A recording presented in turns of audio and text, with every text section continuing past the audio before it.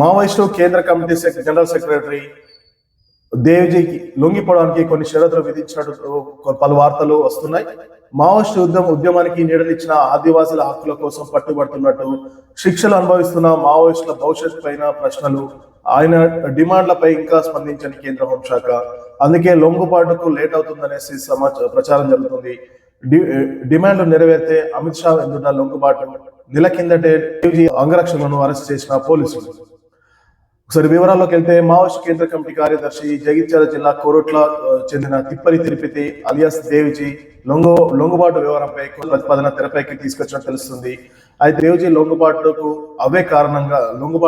Late అవ్వడానికి అవే కారణంగా కనిపిస్తున్నాయి.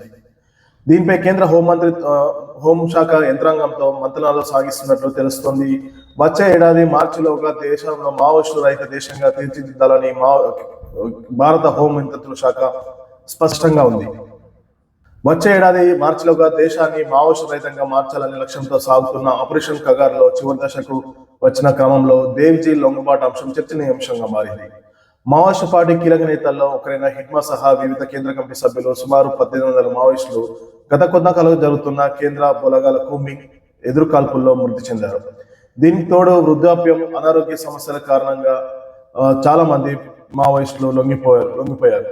ఫలితంగా మావోయిస్టు కేంద్ర కమిటీ బలహీనంగా మారింది. ఈ క్రమంలోనే 6 నెలల క్రితం మావోయిస్టు కేంద్ర కమిటీ కార్యదర్శి బాధ్యతలు చేపట్టిన దేవ్జీ లొంగుబాటు కీలకంగా మారింది. దేవ్జీ లొంగిపోయిన లేదా ఎన్కౌంటర్లో మృతి చెందిన ఆపరేషన్ కగార్ ముగిసినట్లేననే అభిప్రాయాలు వ్యక్తమవుతున్నాయి. నెల క్రితం దేవ్జీ అంగరక్షకులు అరెస్ట్ చేసినప్పుడు ఆయన దొరికిపోయాడని, పోలీసులు అదుపులో ఉన్నాడనే ప్రచారం జోరుగా సాగింది. అయితే ఇప్పటికీ ఆయన లొంగుబాటు విషయంలో నెలకొన్న స్తబ్దత వీడడం లేదు.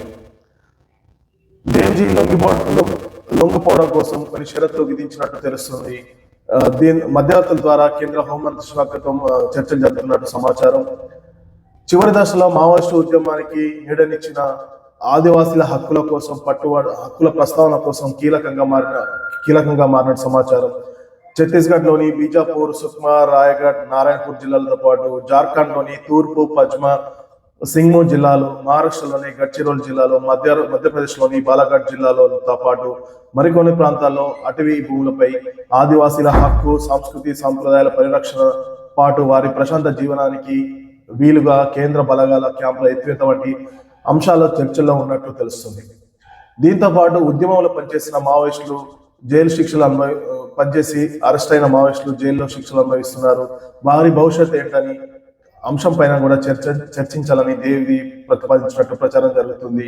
ఈ షరతుల విషయంపై కేంద్ర ప్రభుత్వం నుంచి ఇంకా స్పందన రాలందున దేవ్జీ లొంగుబాటు కొంచెం లేట్ అయ్యే అవకాశం కనబడుతుంది. అయితే డిమాండ్లని కేంద్ర హోంమంత్రి ఒప్పుకుంటే కేంద్ర హోంమంత్రి అమిత్ షా ముందే దేవ్జీ లొంగిపోయినట్లు సమాచారం అందుతుంది. అయితే దీనిపై కేంద్ర హోంమంత్రిత్వ శాఖ ఇప్పటి వరకు ఎలాంటి నిర్ణయాన్ని వెలువడలేదని తెలుస్తుంది.